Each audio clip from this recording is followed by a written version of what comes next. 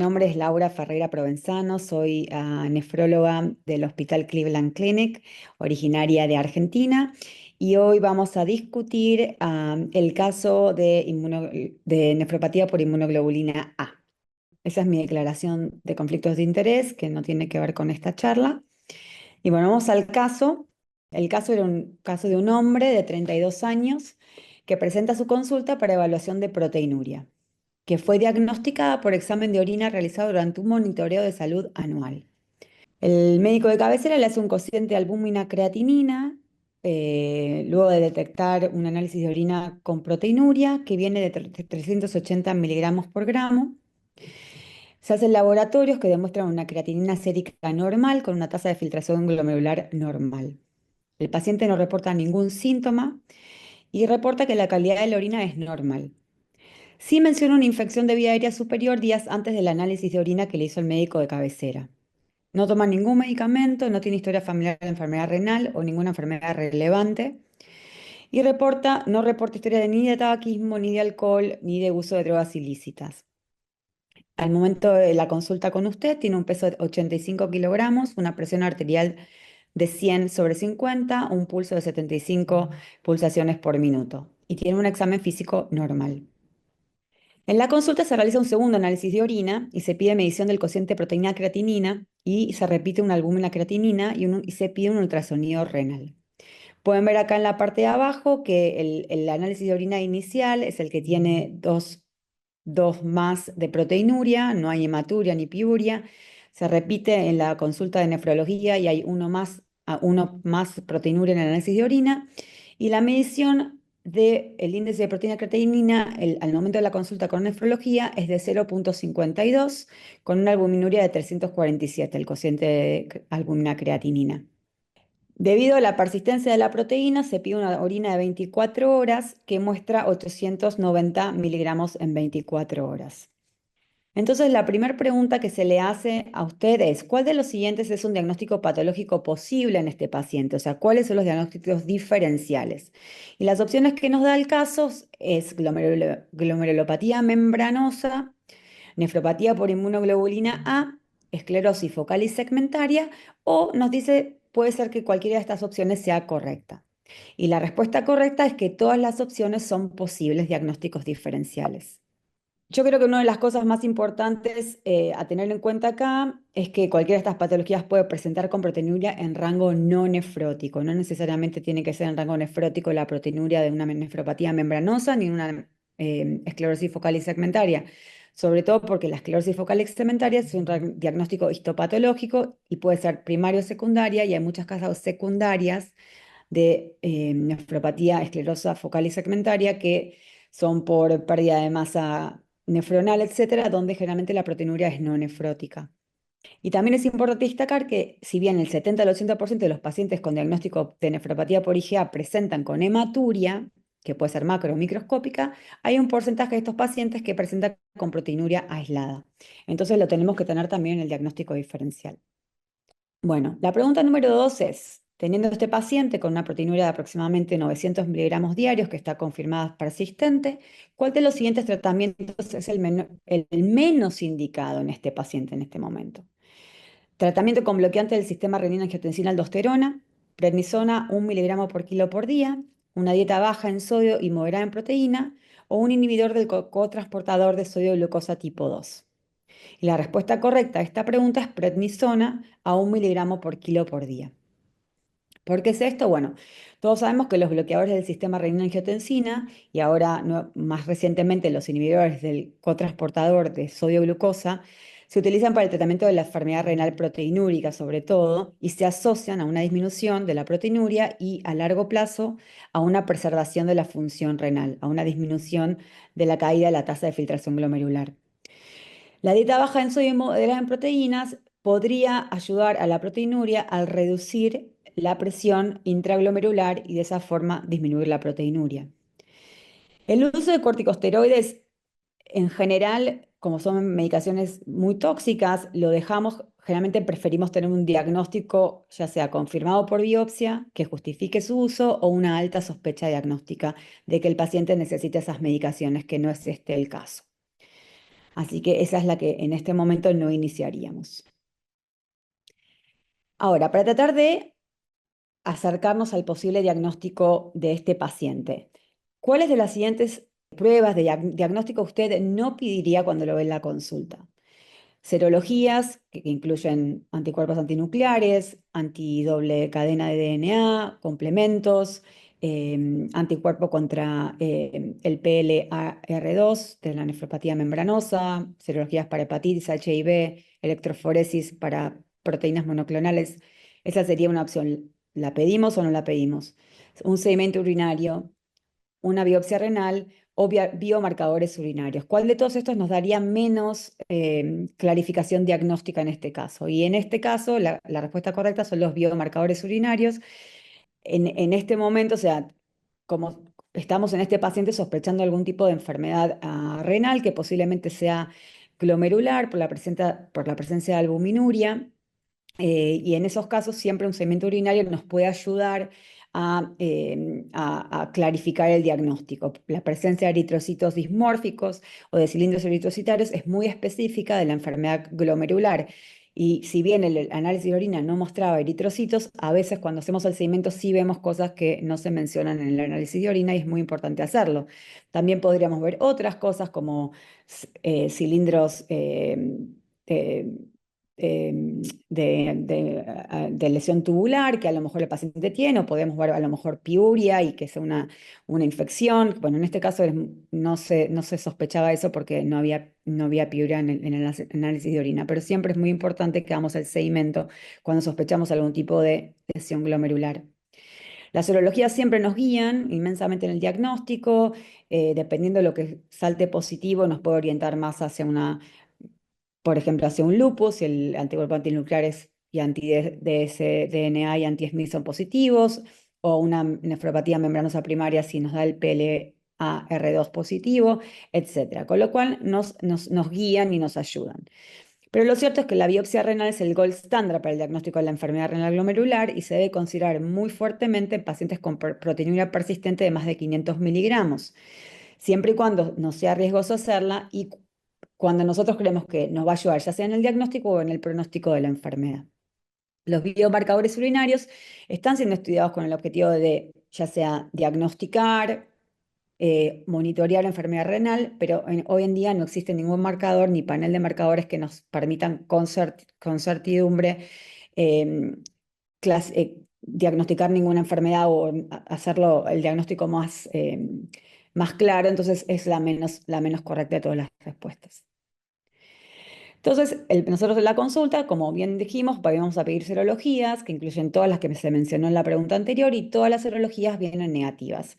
Hacemos un análisis de sedimento urinario, el paciente no muestra ninguna anormalidad. Y hablamos con el paciente, le decimos un paciente joven, donde tenemos una proteinuria persistente, que no tiene ningún factor de riesgo, que no es obeso, no es diabético, no es hipertenso. Decidimos proceder a la biopsia renal. Al momento de la biopsia renal, el paciente ya estaba un poco hipertenso. Eh, la proteinuria se repite y se mantiene en los 0,8 gramos, la creatinina todavía está normal. E interesantemente, la biopsia renal trae como resultado una glomerulonefritis proliferativa esclerosante que es consistente con nefropatía por IgA. El diagnóstico de la nefropatía por IgA se hace en realidad por la inmunofluorescencia, en este caso, que tenía predominio de inmunoglobulina A. Se clasifica esta biopsia renal como Oxford M1, E1, S1, T0 y C1. La, la atrofia tubular y la fibrosis intersticial es leve y hay una leve alteración vascular. Entonces la pregunta que sigue es, ¿cómo diagnosticamos la nefropatía por IgA? O sea, acá nos acaban de dar el diagnóstico, así que sabemos que el diagnóstico nos vino por la biopsia, ¿no? Pero bueno, la pregunta va más las opciones que nos da la pregunta son presencia de eritrocitos dismórficos en sedimento urinario, con serología negativa y ausencia de enfermedad sistémica, que podría ser una presentación de la nefropatía por IgA, pero que no nos da el diagnóstico definitivo. La hematuria macroscópica, que sigue a una enfermedad de vía aérea superior o de piel o de orín o de intestino, a pocos días después del proceso infeccioso, también es una manifestación común de la nefropatía por IgA, pero tampoco nos confirma el diagnóstico. La presencia de hematura dismórfica, proteinuria y lesiones purpúricas es posiblemente muy clásica de la enfermedad de Schönlein-Helleuch, Sheldon-Holnich, pero, o sea, no, si bien no siempre procedemos a la biopsia renal, la forma definitiva de diagnosticar la patología renal es proceder a la biopsia. Y eso es lo que acabamos de charlar, así que es la respuesta más correcta. Acá están las presentaciones más clásicas de la nefropatía por IgA, que son muy variables: hematuria microscópica más menos proteinuria, que puede ser incidental, como en el caso de este paciente. De vuelta puede ser proteinuria sola, diagnosticada de manera incidental. Puede presentar con hematuria macroscópica asociada a infecciones mucosas. Puede presentar a veces como una disminución de la función renal, un paciente que presenta tarde, que ya por ahí el sedimento no está alterado. Generalmente estos pacientes van a tener proteinuria en la orina muchas veces, pero por ahí se detecta la primera vez porque hacen un laboratorio y tienen la función renal disminuida. Algunas veces se presenta como una glomerulonefritis rápidamente progresiva, y lo que no que varíe la presentación, pero a veces la nefropatía por IgA con estas presentaciones puede ser secundaria a algo más, como infecciones por estafilococo aureus, alcoholismo, enfermedad celíaca, enfermedad inflamatoria intestinal. Ya estamos el síndrome de Henoch-Schönlein que habíamos mencionado antes.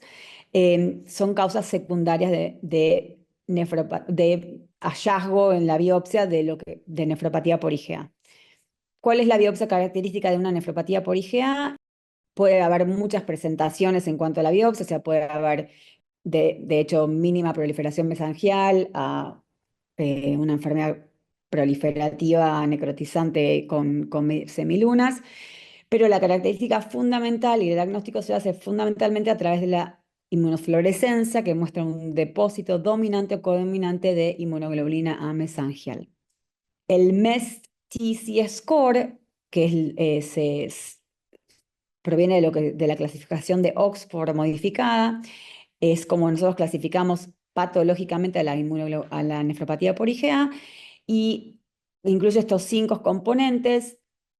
La M viene de la proliferación y hipercelularidad mesangial: cuánta proliferación e hipercelularidad mesangial hay. Eso se evalúa del 0 al 2. La proliferación y hipercelularidad endocapilar es la E. La esclerosis glomerular y segmentaria es la S.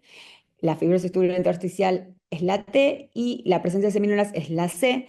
Y esto se le pone un valor que puede ser de 0 a 2, y de 0 siendo no hay nada, y 2 más o sea, cuanto más presencia hay. Y esto nos ayuda a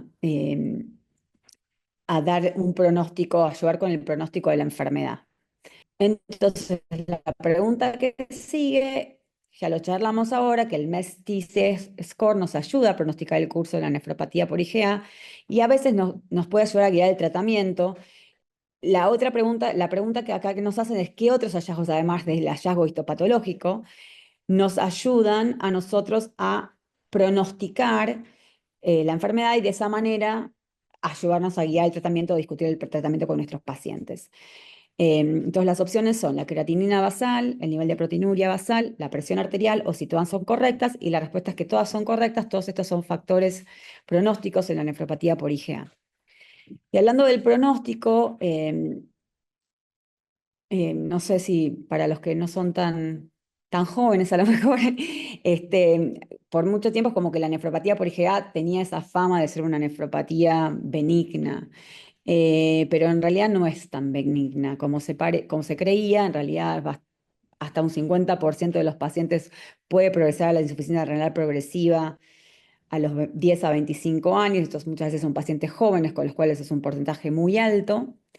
Hay, por ejemplo, un estudio en Inglaterra que mostró una sobrevida renal media después del diagnóstico de 11,4 años, que imaginemos en este paciente de 32 años sería 43, 44 años, por ejemplo, lo cual no es muy bueno, ¿no? Que llegue tan rápido la falla renal terminal.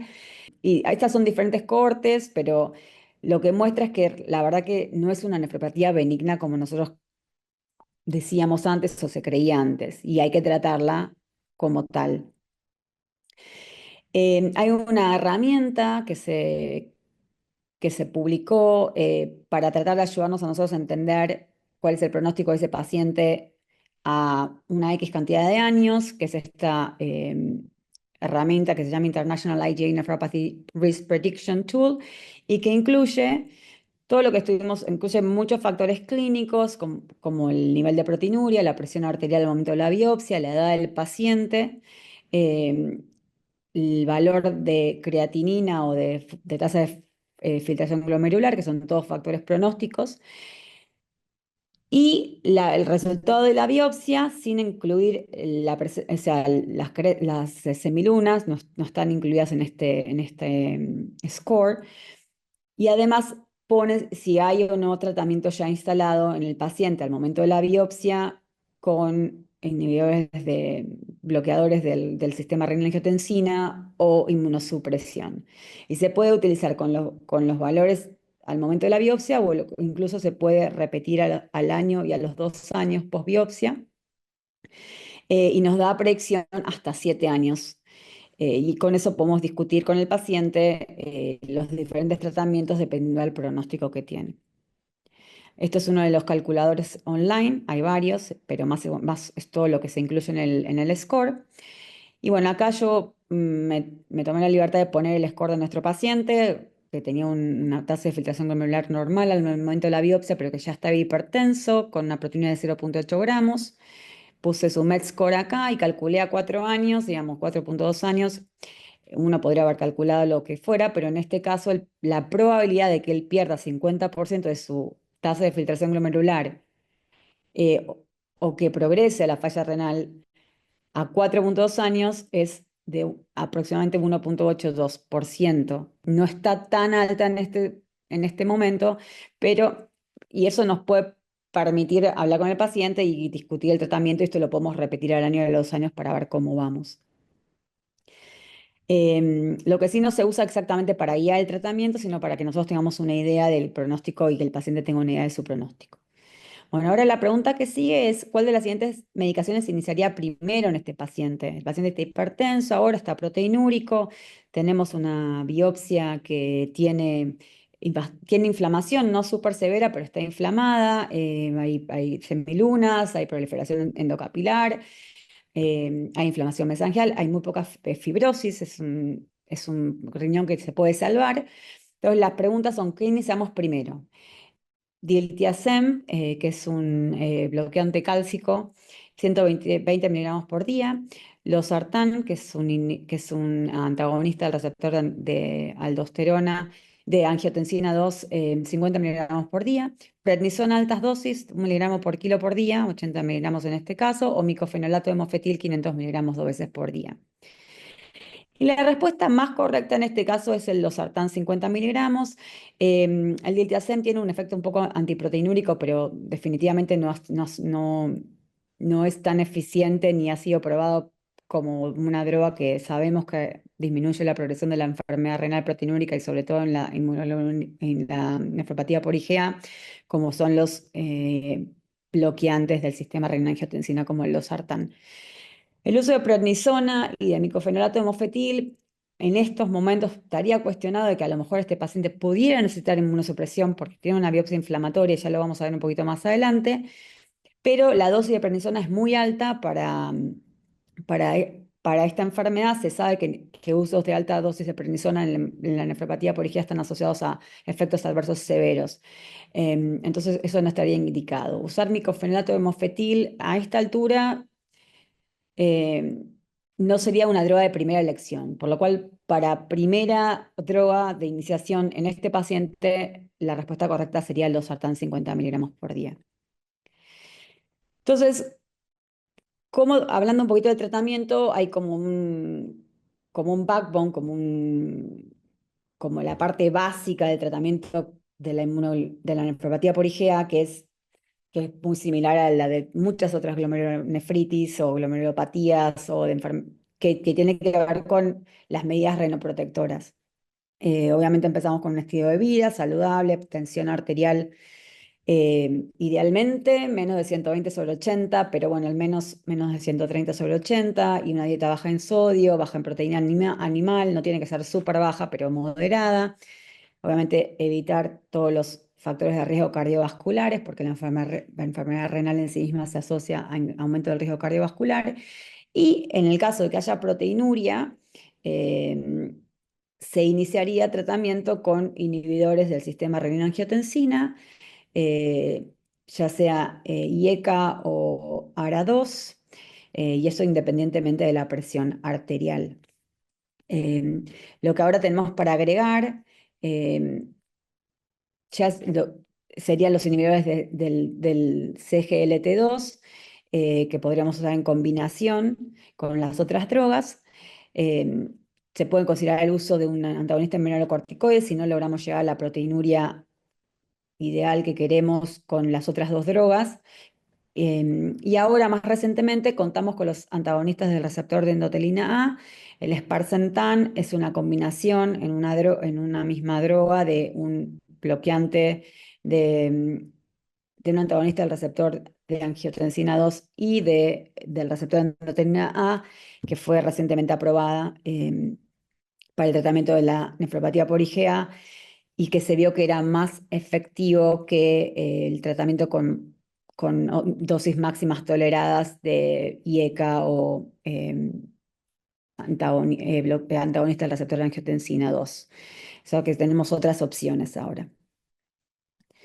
Entonces, ¿cuáles? O sea, iniciamos tratamiento con la sartán en este paciente, es lo que se nos tenemos a mano en ese momento. Y cuál es nuestro objetivo? Él tiene 800, 900 gramos de proteinuria.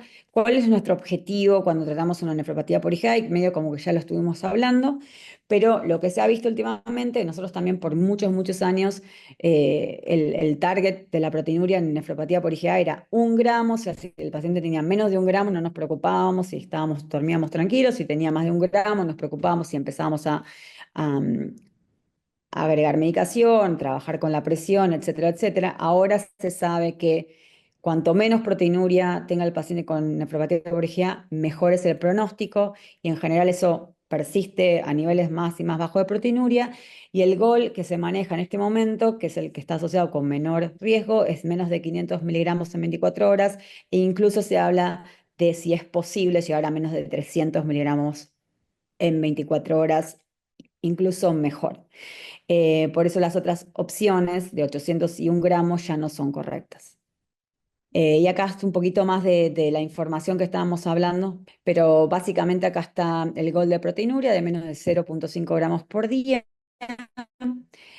Y ahí vemos que los estudios han mostrado que la proteinuria, cuando está entre 0,5 y menos de 1 gramo, incluso ahí hay más de 9,1 veces más riesgo de progresar en la enfermedad renal, que cuando la tenemos por debajo, con lo cual aumenta muchísimo el riesgo. Y si ya tenemos más de 1 gramo, ahí aumenta casi 50 veces el riesgo de progresión. Por lo cual es muy, muy importante que tratemos de reducir la proteinuria dentro de lo posible, sobre todo cuando no se debe a fibrosis crónica del riñón, etcétera, a menos de 0,5 gramos por día. Eh, o un cociente de de proteína creatina de menos de 0,5. Bueno, este, entonces con todos estos factores podemos nosotros ver qué tipo de paciente tenemos adelante, porque la nefropatía por IgA, o sea, no todos los pacientes van a progresar, pero muchos sí. Ahora, ¿cuáles son los que nos tenemos que preocupar? Y hay ciertas características de bajo riesgo y ciertas características de alto riesgo. Entonces, si el paciente tiene la función renal preservada, obviamente eso es una cosa muy beneficiosa.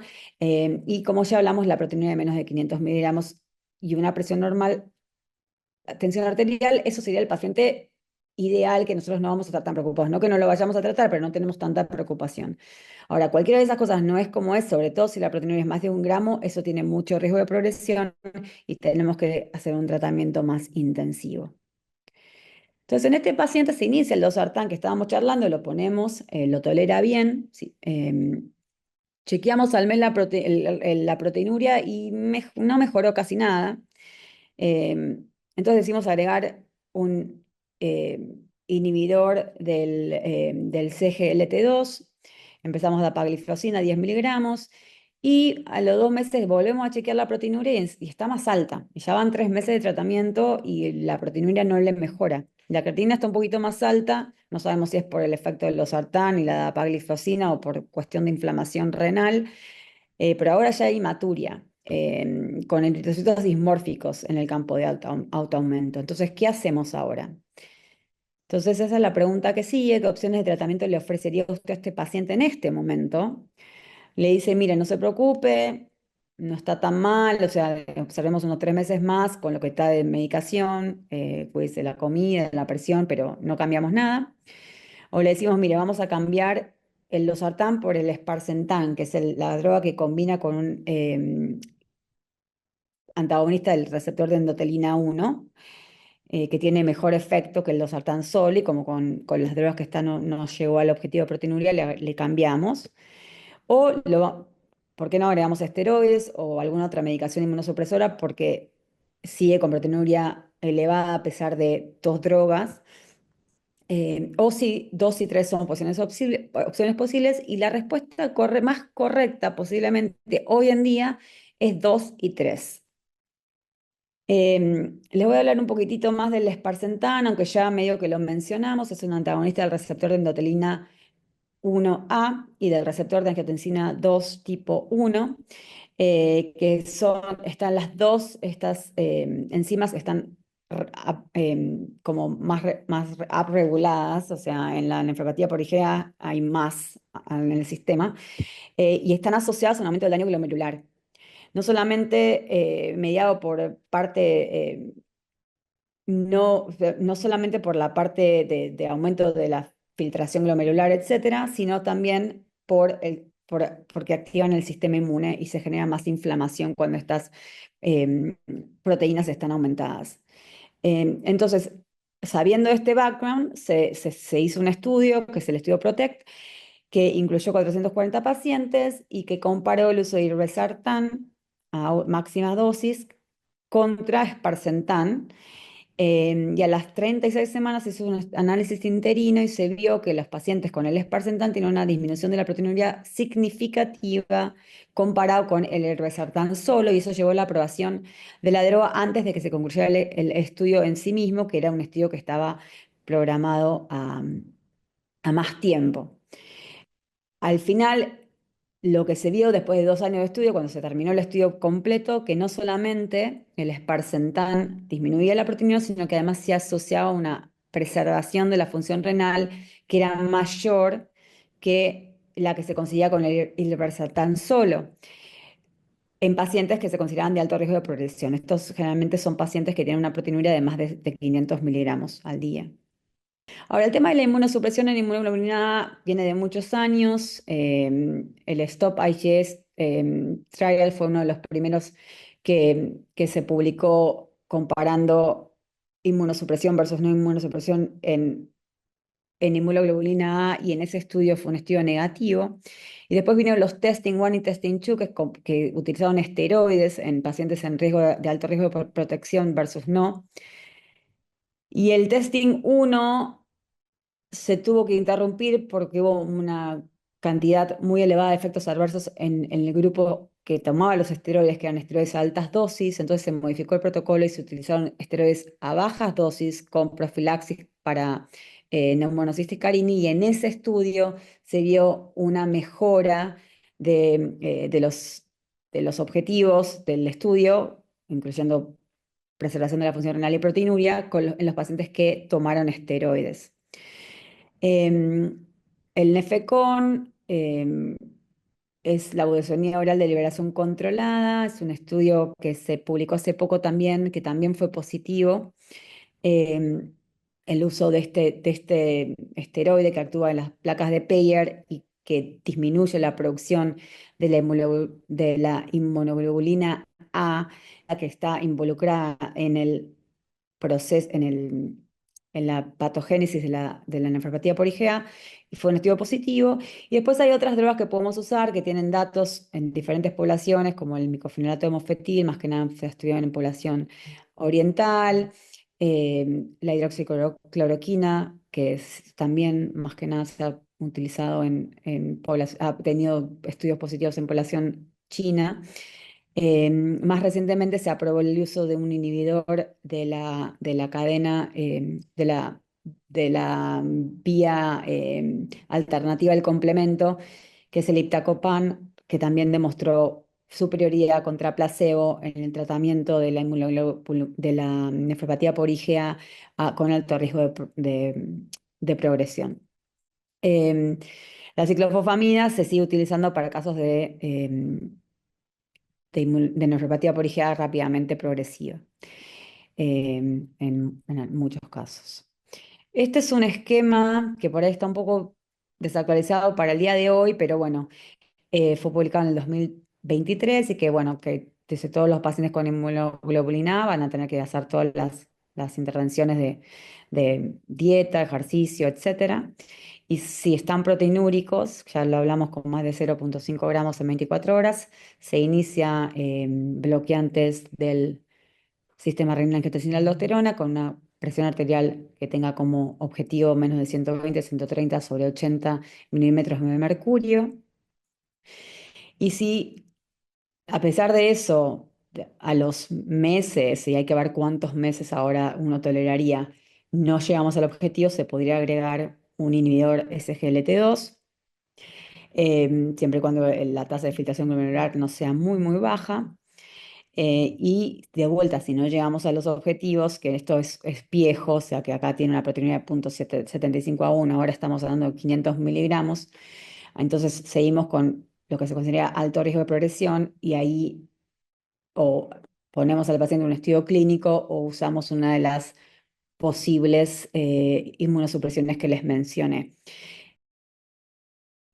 Ahora, honestamente, posiblemente esto vaya a cambiar. Antes, por eso antes se daba un periodo de tiempo, por lo menos dependiendo del caso, ¿no? A veces podríamos esperar un cierto tiempo, 3 meses, a ver si las medidas renoprotectoras nos ayudan a disminuir la proteinina a nuestro gol, pero como se tiene más entendimiento de la patofisiología de la enfermedad ahora, eh, si uno sabe que hay mucha inflamación, la nueva tendencia es que empecemos a utilizar drogas antiinflamatorias desde el principio, más las medidas renoprotectoras. Digo, todo eso todavía no está totalmente definido, pero es lo que se viene. Así que hay que tenerlo muy presente. Eh, Acá están las opciones que hablamos antes de inmunosupresión. Y bueno, solo para terminar ahora, es como para que tratemos de entender el manejo de la nefropatía por IgA, que en este momento es muy confuso y muy complejo, porque todavía no está muy claro, nosotros los clínicos no tenemos 100% claro, sobre todo cuándo iniciar la inmunosupresión, qué inmunosupresión iniciar, hacemos una o dos, o sea, qué tipo qué target en estas hits que consideramos parte de la patogénesis tenemos que atacar o todos al mismo tiempo. Hay una tendencia más a ir a tratar de bloquear eh, más de un camino al mismo tiempo. Entonces, para que entiendan qué es lo que estamos haciendo, tenemos 4 hits, que es lo que trata de explicar por qué se produce la nefropatía por IgA. El primero sería la producción de la inmunoglobulina A1, que es deficiente en galactosa, eh, y esa se vuelve patogénica para el organismo y se generan anticuerpos, o sea, se ve contra esta inmunoglobulina. Ese es el hit número 2, que lleva a la formación de complejos inmunes que eventualmente se depositan en el riñón y desarrollan la enfermedad inflamatoria renal, ahí con participación del complemento, etcétera. Estos serían los pasos que llevan al desarrollo. Entonces, a partir de estos pasos es donde nosotros tratamos de ver cómo bloqueamos los diferentes estadios de la enfermedad. Entonces, por ejemplo, la budesonida de liberación controlada para la placa de Peyer específicamente y trata de disminuir la producción de esta inmunoglobulina A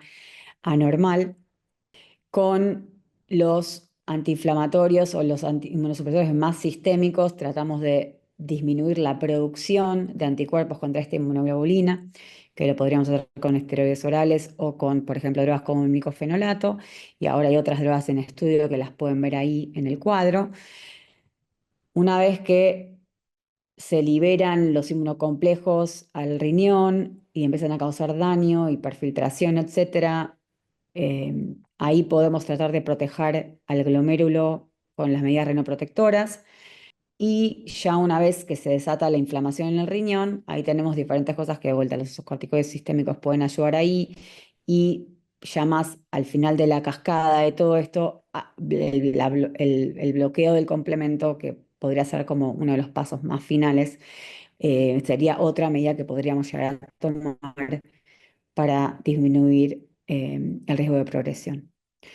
Bueno, así que ya para terminar, está en camino más que nada para que tengan en cuenta que ya vienen las guías que digo 2024. Estas guías ya tienen un draft, como que lo pueden leer, pero hay un statement, hay como eh, se dice que todavía no se sabe si son definitivos o no, o sea, pero en esa pre, pre-guía que está habilitada para ustedes para leer online, se empieza a mencionar esto de que posiblemente la mejor forma de atacar la nefropatía por IgA que tiene alto riesgo de progresión es iniciar al mismo tiempo tratamiento renoprotector y tratamiento que ataque la fisiopatología de la enfermedad, que generalmente va a implicar algún tipo de inmunosupresión. Bueno, eso es todo por hoy y seguiremos las preguntas y respuestas en el foro. Hasta pronto.